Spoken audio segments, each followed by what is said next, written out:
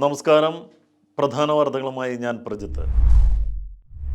Sharjah cultural honouring forum 4 Tunisian എഴുത്തുകാരെ ആദരിച്ചു. Supreme council അംഗവും ഷാർജ ഭരണാധികാരിയുമായ his highness Sheikh doctor Sultan bin Muhammad al കാസ്മിയുടെ രക്ഷാകർതൃത്വത്തിൽ അറബ് സൃഷ്ടികളെ അവരുടെ മാതൃരാജ്യത്ത് ആഘോഷിക്കുന്ന പുതുക്കിയ പരിപാടികളിലൂടെ അറബ് സർഗാത്മക ഭൂപ്രകൃതിയെ സമ്പന്നമാക്കുന്ന ഒരു പ്രമുഖ സാംസ്കാരിക സംരംഭം എന്ന നിലയിൽ അതിന്റെ സ്ഥാപിത സാന്നിധ്യം വീണ്ടും ഉറപ്പിച്ചു.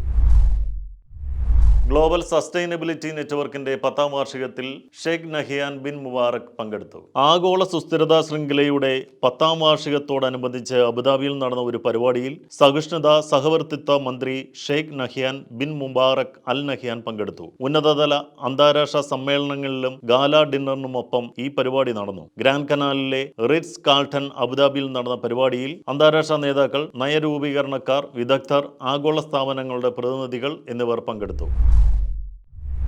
പ്രേം നസീർ പുരസ്കാരം പ്രിയദർശന്. പ്രേം നസീർ ഫൗണ്ടേഷൻ നൽകി വരുന്ന സിനിമാ രംഗത്തെ സമഗ്ര സംഭാവനയ്ക്കുള്ള 2026 പ്രേം നസീർ പുരസ്കാരം സംവിധായകൻ പ്രിയദർശൻ മലയാള ചലച്ചിത്ര മേഖലയ്ക്ക് നൽകിയ സംഭാവനകൾ പരിഗണിച്ചാണ് അവാർഡ്. പ്രശസ്തി പത്രവും BD ദത്തൻ രൂപകൽപ്പന ചെയ്ത ശില്പവും അടങ്ങുന്ന പുരസ്കാരം 16-ന് വൈകിട്ട് 6:30 ടാഗോർ തിയേറ്ററിൽ നടക്കുന്ന ചടങ്ങിൽ സമ്മാനിക്കുമെന്ന് foundation chairman G Suresh Kumar അറിയിച്ചു.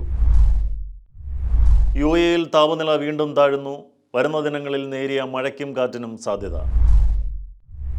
സ്വാമി ശാശ്വതീകാനന്ദ സാംസ്കാരിക കേന്ദ്രം ഏർപ്പെടുത്തിയ പ്രാഥമിക ശ്രീനാരായണ ഗുരു സാഹോദര്യ പുരസ്കാരം കാന്തപുരം AP അബൂബക്കർ മുസ്ലിയാർക്ക് സമ്മാനിച്ചു. പാകിസ്ഥാനും റഷ്യയും അടക്കം 75 രാജ്യങ്ങളിൽ നിന്നുള്ളവർക്ക് കുടിയേറ്റ വിസ നിർത്തിവെച്ച് അമേരിക്ക. ആഫ്രിക്ക, ഏഷ്യ, തെക്കേ അമേരിക്ക, കിഴക്കൻ യൂറോപ്പ്, പശ്ചിമേഷ്യ തുടങ്ങിയ ഭൂഖണ്ഡങ്ങളിൽ നിന്നുള്ള രാജ്യങ്ങളെ ലക്ഷ്യമിട്ടുള്ളതാണ് അമേരിക്കയുടെ ഈ നടപടി. ജനുവരി 21 മുതൽ ഇത് പ്രാബല്യത്തിൽ വരുമെന്നാണ് ട്രംപ് ഭരണകൂടത്തിന്റെ അറിയിപ്പ്. 15ാം കേരള നിയമസഭാ സമ്മേളനം 20-ന് ആരംഭിക്കും.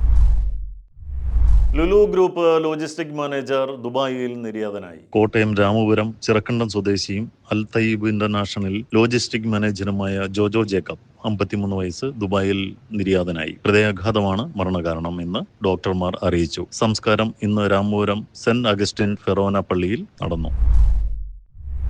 അണ്ടർ 19 ലോകകപ്പിൽ US എറിഞ്ഞിട്ട് ഇന്ത്യ ഫൈനലിൽ. പട്ടേലിന് 5 വിക്കറ്റ്.